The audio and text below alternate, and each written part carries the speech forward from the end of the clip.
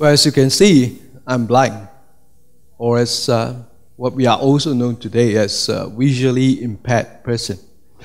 However, today, the topic that I'll be talking about is not really about our identity. The fact is, I can't see. The topic that I would like to talk about today is, how do you see us as a blind person? How do you look at us? Do you see us with sympathy? What are the thoughts that are going through your mind right now? Perhaps for some of you, when you look at a blind person, you will be, your emotions tugged with sympathy, sad, depressed, feeling so lost for this person. So much so that you are even willing to pay exorbitant fee for a pack of tissue paper. You can see the picture of many blind friends of ours who sells tissue paper on the streets. You sympathize with them, that you're even willing to pay 10 times the amount of money you can buy a pack of tissue paper from the supermarket. Yes, you are helping this. You are giving them some money for their livelihood. But at the same time, you are also helping a syndicate that is ferrying these people around the streets. Yeah, they are also making money out of the blind people. Yeah. And it is really not helping us in any way, because it's helping us to feel more disabled. Or do you look at us with anxiety and apathy? Yeah, I can recall many times of how many of us crossing traffic light junctions, and our sense of hearing have to be heightened, and we would many times hear cars screech to a halt, even though there are people walking by past us. Somehow, rarely that some will come and help us. Of course, occasionally I would get my cane being held up by some person and just lead me across, which is actually endangering me and that person as well. Or the picture that you see in this slide is me and my guide dog, LaShawn, who is the first and only guide dog in Malaysia as of now. One day I decided to go shopping with him to this big mall in downtown KL. And the moment I went in, I was very welcomed by a group of security people, who was fearing that my guide dog would do something.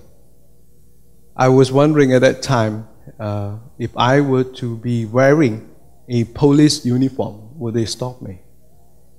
But I guess I would also end up in jail for impersonating a police officer with a service dog. Yeah. And so for this many years, one of the main mission of my work is to ask people, why don't you look at the blind with empathy? Yeah. Yes, sympathy. I mean, I still like to get VIP treatment at airports, you know. I don't have to line up at the customs or immigration. Yeah, I can be the first one out, being treated like a VIP. Yeah, and of course, been served with food. Yeah, that is a privilege. But not too much of it. Yeah, because like I said, it will only make me feel disabled. With enough empathy, many of us, as you can see from the pictures, there's a group of us right now who is championing this cause of building empathy. And I run an extremely dark social business to encourage this empathy building. Before your thoughts go into some kinky thoughts or sexy thoughts, the business I run is nothing of that sort that you're thinking about. Even though it's extremely dark. Yes, we run a social business. I'm a part of a group of social entrepreneurs around the world that is using the medium of darkness to drive through that message of empathy, to sell tickets to the public, to give education tours and also corporate team building workshops to corporate companies, to let them experience what is it like to live in a world that is without sight. Yeah, and it has created much of an impact. Simply, we just want to drive through one message, and that is, our world is not poorer. It's just different. And given the right tools, we can be a contributor to society. And that's what my vision is all about. Through running of this extremely dark social business, vision number one is 1% inclusion. Promoting 1% inclusion. A well-wishing businessman once asked me, why do you say 1% inclusion? Why not 100% inclusion? And so I said, would you give me 100% of your wealth so that we can go on this project of inclusion? I've not heard from him since then.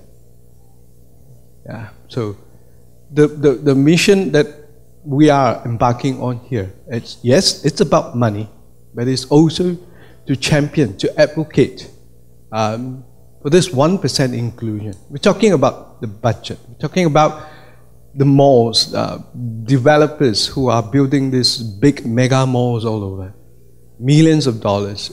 Can they set aside 1% of their budget? Yeah, to have tactiles around the malls, or to have lifts that can talk and escalators that can talk, which will help people like me, who is an adult blind, who don't know Braille, sadly, that will know which floor I'm going to.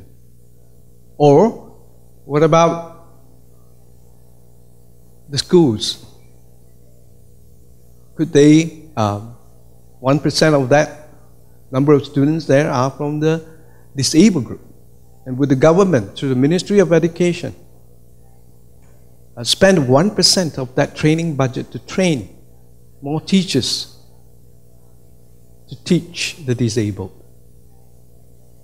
Yeah. And what about the municipal councils? The millions of dollars that they spend annually to maintain the city. Can they set aside 1% of that money to perhaps have traffic lights that have sound, and to put tactiles? One tactile costs only about 5 ringgit, perhaps even lower when you buy even more. And what about 1% more employment? What if the government, with its commitment to fulfill 1% of their employment workforce to be given to the disabled, would have been fulfilled by now? That's 10,000 people of the disabled community working with the government. Currently, the government has got 1 million civil servants, and if 1% of that, that's 10,000 off the streets, not the house where they are living, a rotting life, waiting for time to pass by. And if that happens, corporate companies will follow suit. Imagine that 1% of the total workforce in our nation would have included the disabled community.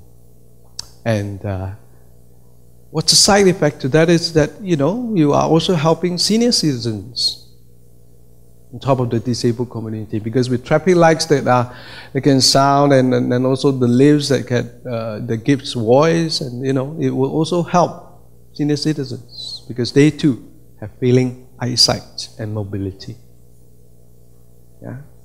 We've often shared that if you think of the least of the society, generally the entire society, communities will benefit. My other vision is had 100% exclusion. Perhaps many of you are not aware that every 5 seconds, someone somewhere around the world would have lost their eyesight. By the time you go home tonight to sleep 12 midnight, assuming that you all sleep at 12 midnight, that is, 18,000 people would have lost their eyesight somewhere around the world. Yeah, and the number is growing. It's growing annually, 7 million. And up to now, there's 300 million. And according to WHO, 80% of this is totally unnecessary. It could have been avoided.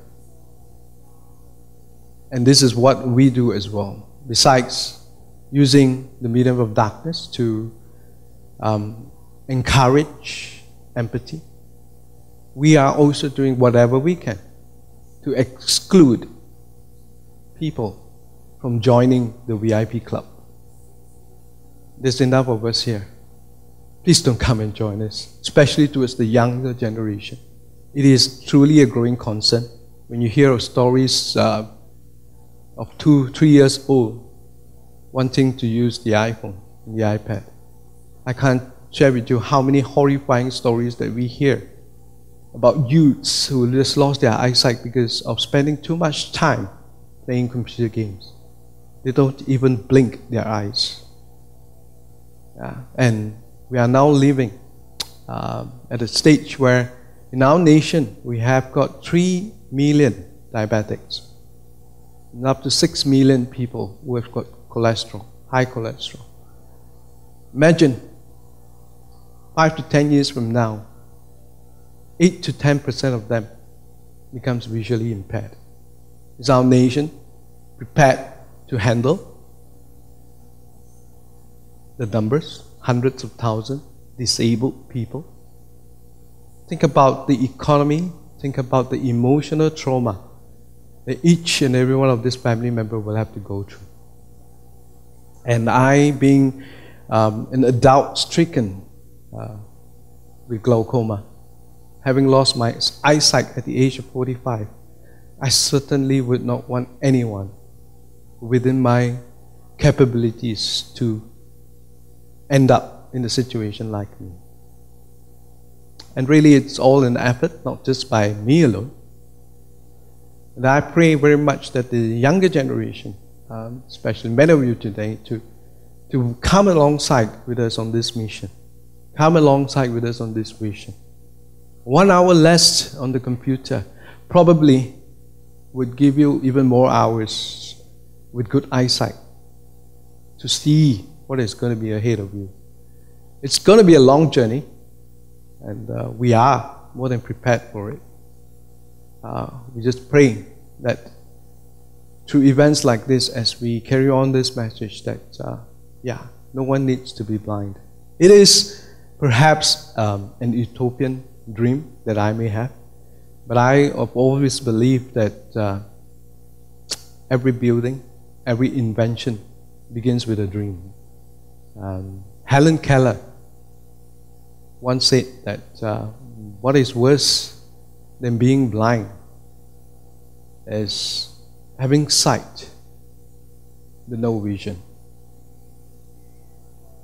Join us, my friends, to battle this unnecessary blindness that is happening all around the world. Give us more empathy, and most importantly, love your eyesight, love your health, love your family. Thank you very much once again to the organizer. God bless you all. Thank you.